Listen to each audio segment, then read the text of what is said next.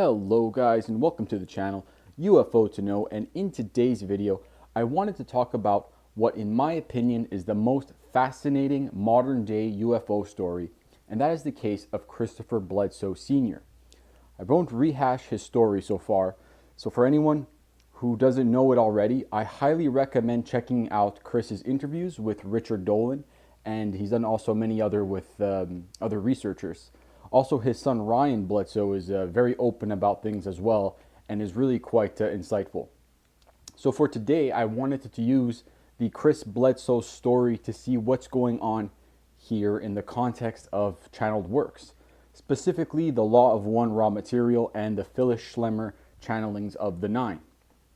So to start things off, there are rumblings of a false flag alien invasion situation brewing, with the ramping up disclosure going on right now. TTSA, ATIP, and that group have worked quite closely with Chris in the past, and I believe he was their first case. Some info to support the idea that what Chris is encountering is negative is in the description of the craft he saw. Chris described the craft he saw back in his first encounter as being tic-tac-like and having fiery bright light. In the Law of One raw material, in session 12.2, Don, the questioner, says, continuing with the previous session, you mentioned that the Orion Crusaders came here in chariots. Could you describe the chariot? And Ra says, I am Ra. The term chariot is a term used in warfare amongst your peoples. That is its significance. The shape of the Orion craft is one of the following. Firstly, the elongated ovoid shape, which is quite similar to tic-tac, which is of a darker nature than silver, but which has a metallic appearance if seen in the light. In the absence of light, it appears to be red or fiery in some manner. Other craft include disc-shaped objects of a smaller nature, approximately 12 feet in your measurement of diameter, the box-like shape, approximately 40 feet to a side in your measurement. Other craft can take on a desired shape through the use of thought control mechanisms. There are various civilization complexes which work within the Orion group. Some are more able to use intelligent infinity than others. The information is very seldom shared, therefore the chariots vary greatly in shape and appearance. Another hint that this might be a negative situation, potentially to be leveraged for a future lie, is the information given to Chris by the lady. While Chris never precisely detailed what she told him and what she continues to say, he has hinted that she's warned of potentially disastrous events that might occur in the future. This is actually a hallmark of a negative entity, as negative information or prophecies of doom are one way that Orion-based negative entities use to spread fear. In session 12.9 of the raw material, Don says, well, are most of the UFOs which are seen in our skies from the Orion group? Ra, I am Ra. Many of those seen in your skies are of the Orion group. They send out messages. Some are received by those who are oriented towards service to others. These messages then are altered to be acceptable to those entities while warning of difficulties ahead. This is the most that self-serving entities can do when faced with those whose wish is to serve others. The contacts which the group finds most helpful to their cause are the contacts made with entities whose orientation is towards service to self. There are many thought form entities in your skies which are of a positive nature and are the projections of the Confederation. Other sightings are due to the inadvertent visualization by your people's optical mechanisms of your own government's weaponry. Now, that being said, there's also reason to believe that the contact is benevolent. First off, both Chris and Ryan have expressed feelings of love emanating from the beings encountered, such as the lady and the smaller being with the glowing red eyes. It's important not to discount the experiencer's perception and feelings towards the encounter.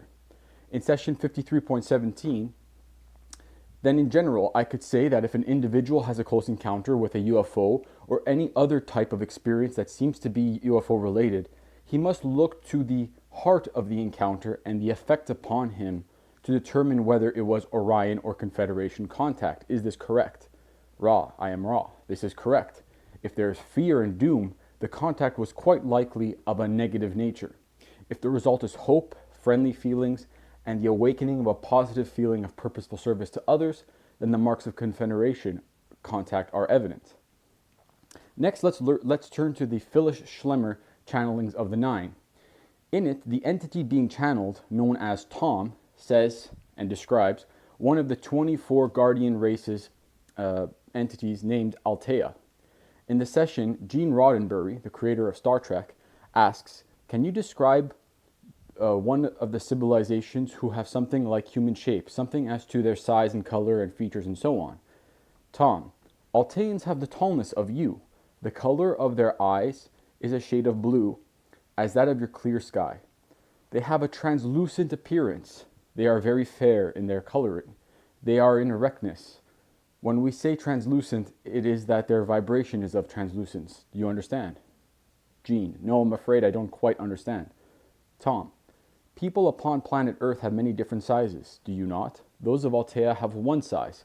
They have a glowing that gives the appearance of being translucent. It is their vibration. They have a silverness about them. You have automobiles that have a translucent appearance. They say I'm using the wrong term.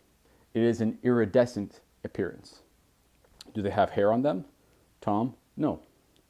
Now, curious enough, this seems to match quite well Chris Bledsoe's description of the guardian being that he claims to have seen. So we definitely do not have a clear answer here. I feel that much more information will come out in the coming months and years that will hopefully shed more light on the situation. I really like Chris and his son Ryan. They seem like good, genuine, and honest people, but if I had to guess what's going on with the information that I currently have available, I believe that we are seeing a situation of mixed contact, personally. In session 12.15, Don asks, "Is it possible for an entity here on Earth to be so confused as to call both the Confederation and the Orion group in an alternating way, one then the other?" I am Ra. This is entirely possible for the untuned channel, as you call that service, to receive both positive and negative communications.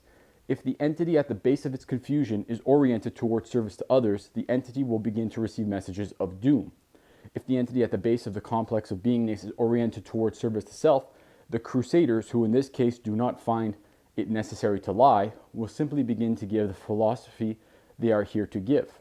Many of your so-called contacts among your people have been confused and self-destructive because the channels were oriented towards service to others, but in desire for proof, were open to the lying information of the Crusaders, who then were able to neutralize the effectiveness of the channel. Let me know what you guys think in the comments below. Chris, Ryan, if you're watching, all the best. Take care. Thanks, guys, and catch you in the next one.